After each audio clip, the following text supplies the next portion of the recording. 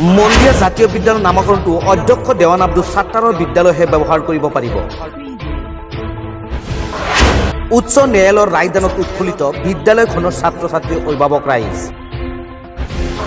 আনন্দত উখল মাখল পৰিৱেশ মন্দিয়া জাতীয় বিদ্যালয়। উৎফুল্লিত শিক্ষক শিক্ষয়িত্ৰীৰ লগতে অভিভাৱক ৰাইজ। দীৰ্ঘদিনীয়া বিবাদৰ অন্তত মন্দিয়া জাতীয় বিদ্যালয় নামকৰণটো অধ্যক্ষ দেৱান আব্দুল সাত্তাৰৰ বিদ্যালয়হে ব্যৱহাৰ কৰিব পাৰিব বুলি গুৱাহাটী উচ্চ ন্যায়ালয়ে দিয়া ৰায়দানত উৎফুল্লিত হৈ পৰিছে মন্দিয়া জাতীয় বিদ্যালয়ৰ ছাত্ৰ ছাত্ৰী অভিভাৱক ৰাইজ। চাওক ছাত্ৰ ছাত্ৰী আনন্দত উৎফুল্লিত হোৱা এক মনোমোহা দৃশ্য।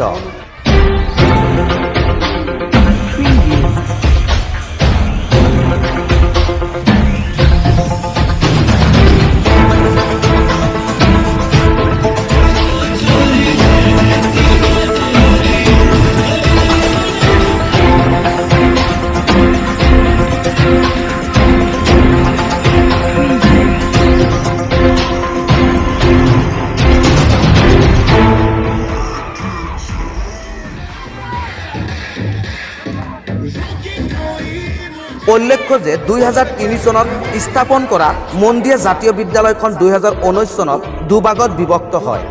তাৰ পিছৰে পৰা মন্দিয়া জাতীয় বিদ্যালয় নামেৰে দুখন বিদ্যালয় চলি আছিল মন্দিয়াত। দুয়োখন শিক্ষা অনুষ্ঠানৰ সত্ত্বাধিকাৰীসকলে বিদ্যালয়খনৰ অধিকাৰ বিচাৰি ন্যায়ালয়ত আবেদন দাখিল কৰিছিল।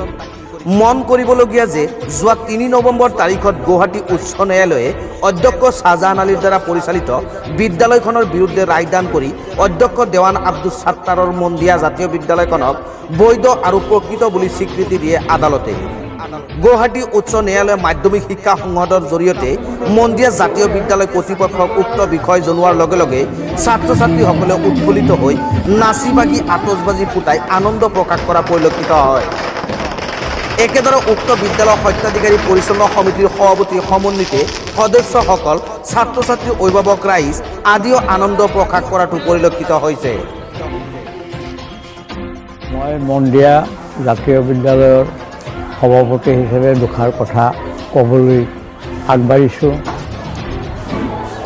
যোৱাকালিৰ পৰা বৰ আনন্দিত আমি।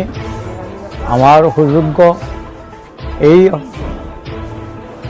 বিদ্যালয়খনৰ প্ৰিন্সিপালজনে মোক খবৰ দিয়াৰ লগে লগে মই উৎফুল্লিত হ'লোঁ আৰু 2 বছৰমান কালিয়াৰ পিছত মহামান্য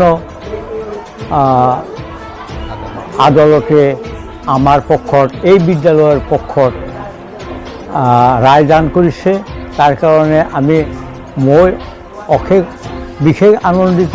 লগতে আনন্দিত এইটো যে আমাৰ এই 2 বছৰীয়া কাজিয়াৰ যিজন সেনাপতি, সেই সেনাপতিজন হ'ল এই অনুষ্ঠানৰ প্ৰিন্সিপাল অধ্যক্ষ।